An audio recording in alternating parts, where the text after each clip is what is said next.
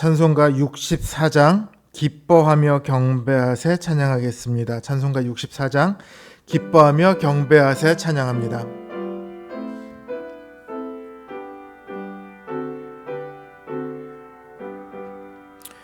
기뻐하며 경배하세 영광의 주 하나님, 주 앞에서 우리 마음 피어나는 꽃 같아 흠 사라지고 의심 구름 거치니 변함없는 기쁨의 주 밝은 빛을 주시네.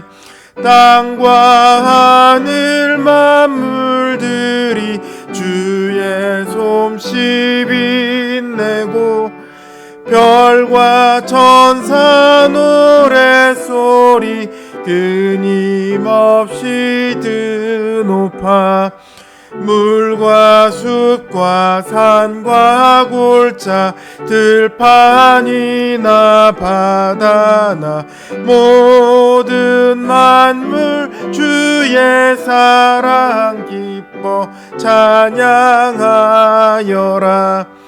우리 주는 사랑이요 복의 근원이시니 삶이 기쁜 샘이 되어 바다처럼 넘치네.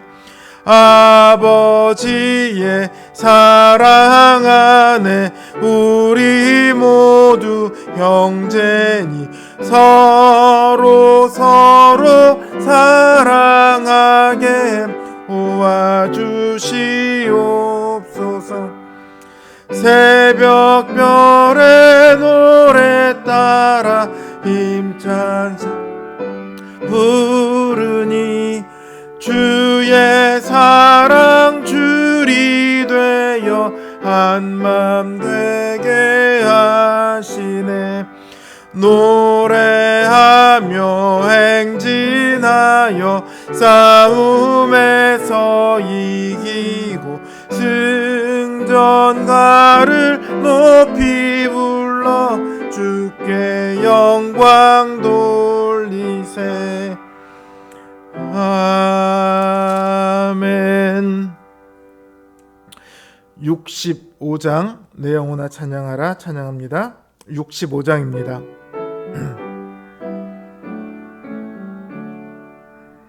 내 영혼아 찬양하라. 주님 앞에 엎드려 구속하신 넓은 은혜 높이 찬양하여라. 할렐루야 할렐루야 영원하신 하나님, 환난 중에 성도들을 구원하여 주셨네. 노하심은 더디하고 인자하심 넘치니 할렐루야 할렐루야 신실하신 하나님, 우리 약함 아시는 주 항상 지켜주시고 인자하신 그 손으로 보호하여 주시니 할렐루야 할렐루야 자비하신 하나님, 천사들아 우리 함께 주께 찬양 드리세. 성도들아 모두 모여 주께 경배하여라.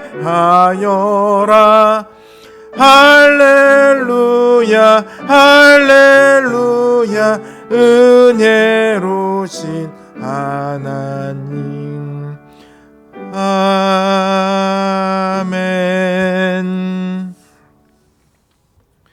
기도합니다. 주님, 이 시간 또다시 우리가 주님 앞에 섭니다. 우리가 주님 앞에 서는 것은 우리가 주님 앞에 무언가를 내세울 수 있기 때문이 아니라 우리가 하나님을 먼저 기억하고 하나님을 먼저 찾았기 때문이 아니라 하나님께서 우리를 부르시고 우리를 지켜 인도하시고 보호하셔서 이곳으로 돌아오게 하셨기 때문입니다. 오늘 하루 동안 우리와 함께 하심을 감사를 드립니다. 우리가 알지 못하던 때에도 주님께서는 우리의 모든 시간, 모든 상황 속에서 우리와 함께 하셨고 우리의 구주가 되셔서 우리를 다스리시고 우리를 인도하시고 우리를 구원하셨음을 우리가 믿습니다. 이제 그 주님 앞에 이 시간 머리를 숙여 그 주님의 은혜를 우리가 찬양하며 경배드립니다. 주님, 우리의 마음이 오직 주님께로 향하게 하시고 주님을 의지하게 하시고 더욱더 주님을 신뢰하게 하여 주시옵소서. 이 시간도 주님 아래 우리가 서기를 원합니다. 주님을 바라고 주님께 간구하는 우리의 마음을 주님 아시오니 우리의 모든 기도를 들으시고 그 선한 응답으로 답하여 주시옵소서. 예수님의 이름으로 기도드립니다. 아멘. 하나님 주신 말씀 역대상 23장 1절에서 5절 말씀입니다. 역대상 23장 1절에서 5절 말씀입니다.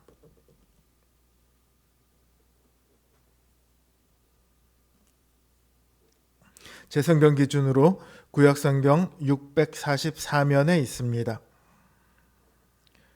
역대상 23장 1절에서 5절 말씀 제가 받들어 읽겠습니다.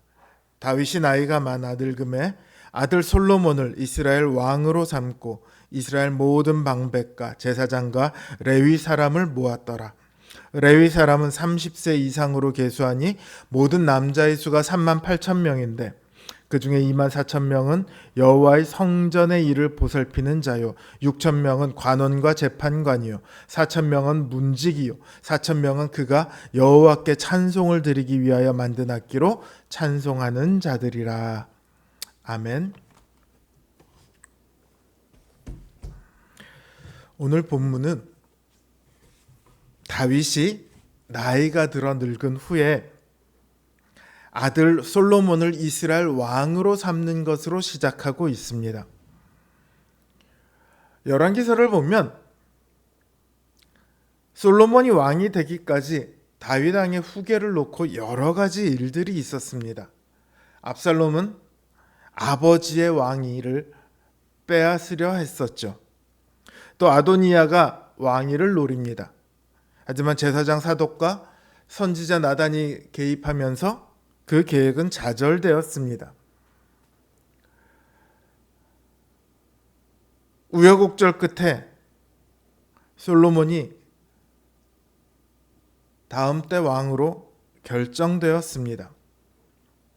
그러나 역대기는 그 우여곡절에 대해서 아무런 언급도 하고 있지 않습니다. 대신 그 왕이 어떤 일을 해야 하는가 여기에 대해서 역대기는 초점을 맞추고 있어요. 다윗은 솔로몬을 이스라엘 왕으로 삼거든요. 이스라엘 모든 방백과 제사장과 레위 사람을 모읍니다. 그리고는 그 사람들에게 직무를 맡겨요. 나이가 들은 다윗이 자기를 위해서 그 사람들을 세우겠습니까? 그렇지 않죠. 자기의 대를 이을 솔로몬을 위해서 다윗은 모든 체계를 정비하는 거예요. 근데 가장 먼저 레위인들의 직무에 대해서 말하고 있습니다. 30세 이상 된 레위인의 수가 3만 8천 명인데 그 중에 2만 4천 명은 여호와의 전 사물을 보살피는 자로 세워집니다. 6천 명은 관리와 재판관으로 세워지고요. 4천 명은 문지기로, 4천 명은 찬양대로 세워집니다. 그리고 그들을 다시 그 가문을 따라 구체적으로 직무를 맡겨요. 그게 26장까지 쭉 이어집니다. 그리고 27장에 가서 관원들과 천부장, 백부장의 조직이 비로소 나와요. 그러니까 다윗이 레위인들을 먼저 세우고요. 그 다음에 용사와 관리들을 세우고 있어요. 이러한 순서는요, 다윗 왕국, 더 나아가 그 나라를 계승할 이스라엘 왕국에게 있어 가장 중요한 일이 무엇인지를 말해줍니다. 왕들이 해야 할 일이 무엇인가를 알려주고 있어요. 이스라엘의 가장 핵심은 무엇입니까? 하나님을 섬기는 것, 곧 예배입니다. 그래서 레위인을 먼저 세운 거예요. 우선순위가 정치나 군사에 있지 않습니다. 하나님과의 바른 관계가 유지되는 예배가 가장 중요해요. 이 관계가 깨지면 아무리 정치를 잘해도요, 아무리 군사가 많아도요, 나라가 유지되지 않습니다. 그걸 보여주는 게 이스라엘의 역사죠.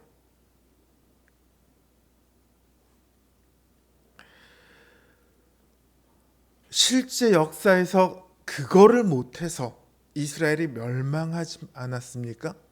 이들은 자신들 이스라엘이 왜 멸망했는가를 명확하게 알고 있어요. 역대기가 쓰여진 이 시대의 사람들이 어떤 사람들이라고요? 바벨론에서 포로가 되었다가 돌아온 사람들이라고요. 그들은 이스라엘이 왜 멸망했는지를 압니다. 그리고 어떻게 해야지 그들이 다시 멸망하지 않고 하나님의 그 보호 아래, 하나님의 언약 아래에서 예전처럼 다윗의 때처럼 살아갈 수 있는지를 알고 있어요. 그게 바로 예배입니다. 레위인들은요, 매일 아침과 저녁에 서서 주님께 찬양하고 감사해야 했습니다. 뿐만 아니라 이들은 또 어떤 일을 하냐면 하나님의 말씀을 가르치는 일을 하고요, 하나님의 말씀을 따라 재판을 해야 했어요. 재판을 하는 일이 장로들에게 맡겨지지 않았어요. 레위인들에게 맡겨졌다고요. 그 말은 재판이 무엇과 밀접하게 관계가 있다고요? 예배와 밀접하게 관계가 있다고요. 왜냐하면 예배는 하나님과의 바른 관계에서만 가능하기 때문입니다. 그러니까 오늘 본문은 하나님을 향한 예배가 아침 저녁의 분향이나 기도나 찬양만을 의미하는 것이 아니라요, 삶의 모든 전반적인 면이 다 예배다, 이렇게 말하고 있는 거예요. 왕은 그 일을 하는 사람들이에요. 백성들이 삶의 예배를 드리게 만들어야 합니다. 백성들을 말씀으로 가르치고 다스려야 하고요, 말씀으로 재판해야 하고요. 그래서 하나님과의 관계가 어그러지지 않게 만들어야 합니다. 혹여라도 하나님과 그 백성들의 관계가 어그러졌을 때는 다윗이 그랬던 것처럼 자신의 모든 것을 걸고 하나님 앞에 나아가서 하나님, 저들의 죄를 용서해 주십시오, 간청해야 하는 사람들입니다. 그래서 그 관계를 다시 돌이켜야만 해요. 그러나 이스라엘의 많은 왕들은 그 일들에 실패하죠. 오히려 그들이 먼저 하나님과의 관계를 깨뜨립니다. 그래서 우리 주님께서 왕으로 오신 거예요. 왕이 되셔서 우리를 하나님께 인도하십니다. 우리가 하나님과의 바른 관계를 맺도록, 우리가 하나님께로 나아갈 수 있도록 막힌 휘장을 찢으셨습니다. 주님은 우리로 하나님을 향해 찬양하게 하십니다. 감사하게 하십니다. 더 나아가 우리의 모든 삶이 하나님을 향한 예배가 되게 하셨습니다. 우리는 하나님 나라의 백성입니다. 하나님을 향해 예배하는 백성입니다. 그 이상 다른 어떤 것도 없어요. 예배가 우리 삶의 가장 우선일 뿐만 아니라 예배가 전부입니다. 우리 삶의 모든 순간 하나님의 거룩한 백성으로 하나님을 예배할 수 있는 저와 여러분 되시기를 주님의 이름으로 기원합니다. 이제 주신 말씀 생각하며 그리고 각자의 기도 제목을 놓고 이 시간 함께 기도하겠습니다.